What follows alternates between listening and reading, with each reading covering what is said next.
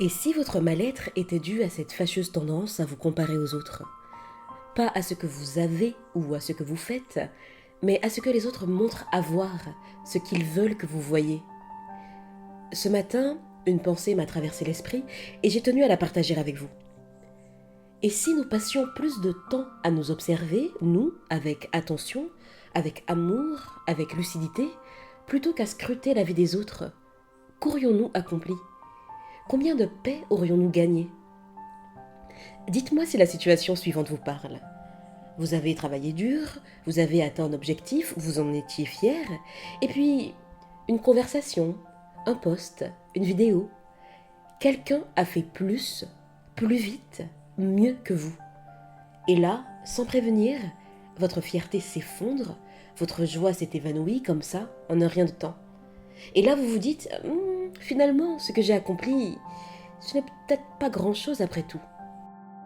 Autre scène, vous prenez une belle photo, vous la retouchez un peu, vous la postez parce que vous êtes fier du moment, de ce qu'elle représente, vous êtes fier du résultat. Et puis, vous tombez sur une autre publication. Plus de likes, plus de partages, et là encore, ce qui vous plaisait ne vous plaît plus. Vous hésitez, et finalement, vous la supprimez. Un dernier exemple. Vous vous regardez dans le miroir, vous avez choisi une tenue avec soin, vous vous sentez bien, confiant, beau, belle, confiante. Puis la journée passe, et à force de voir d'autres corps, d'autres styles, vous rentrez chez vous et vous vous dites « Oh zut, je ne ressemble à rien ». Ça vous parle? Je crois que nous avons, vous et moi, vécu une situation similaire au moins une fois. Et ce que nous oublions dans ces cas-là, c'est l'essentiel. Nous oublions que nous ne partons pas tous du même point de départ, que nous ne jouons pas au même jeu, que nous n'avons pas les mêmes cartes, et pourtant nous passons notre temps à comparer nos coulisses aux façades brillantes des autres. Et c'est une erreur tragique. Imaginez deux personnes.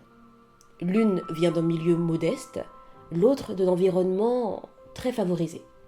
Le premier a dû apprendre à se débrouiller seul, à trouver des solutions là où il n'y avait rien, tandis que l'autre a grandi avec des ressources, du soutien, un réseau. Et maintenant, ils sont tous les deux entrepreneurs. Ils ont le même âge, mais pas la même histoire.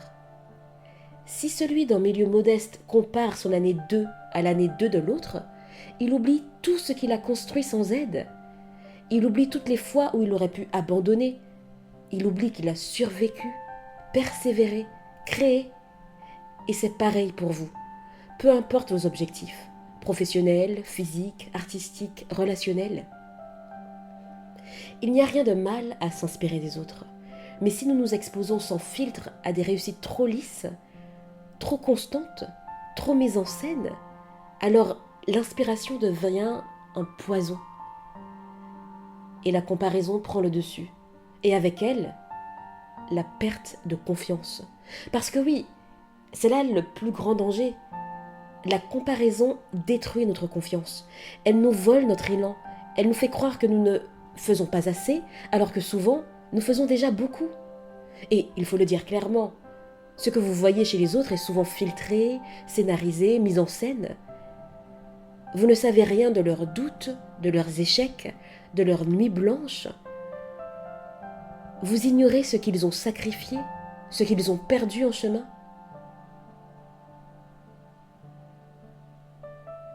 Ce qui brille ne dit rien de ce que ça a coûté. C'est pour ça qu'il est crucial de revenir à vous, à votre chemin, à votre rythme. Ne comparez pas vos coulisses aux façades bien éclairées des autres. Ne jugez pas votre première année à la 10e année de votre voisin. Ne vous définissez pas selon la vitrine des autres. Chacun suit sa route, avec ses doutes, ses défis, ses lenteurs et ses élans. Et même si nous respirons tous le même air, nous ne vivons pas la même réalité. Autant que faire se peut, fermez la boucle de la comparaison. La prochaine fois que vous sentez ce sentiment vous envahir, dites-vous simplement « ce n'est pas mon histoire » et ramenez votre attention sur votre propre trajectoire. Mesurez votre progression à vous, pas à celle d'hier, pas à celle d'il y a un an, mais à celle d'avant-hier ou d'avant la tempête. Votre évolution vous appartient. Notez vos victoires, même les toutes petites, parce que je suis sûre que vous en avez plus d'une au compteur. Parce que certains jours, se lever, sortir du lit, est déjà une victoire. Dire non est une victoire. Rester calme, demander de l'aide, finir ce que vous avez commencé sont aussi des victoires. Protégez votre mental. Faites le tri dans ce que vous regardez. Un compte Instagram vous fait culpabiliser? Masquez-le. Désabonnez-vous. Cultivez un espace digital qui vous élève plutôt qui vous oppresse. Et surtout, soyez indulgent avec vous-même.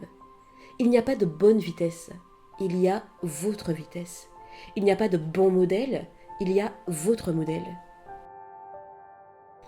Alors, cher ami, quelle est votre petite victoire du jour? Prenez le temps d'y penser et chérissez-la.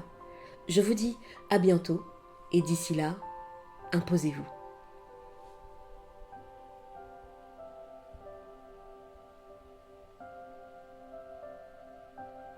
Every day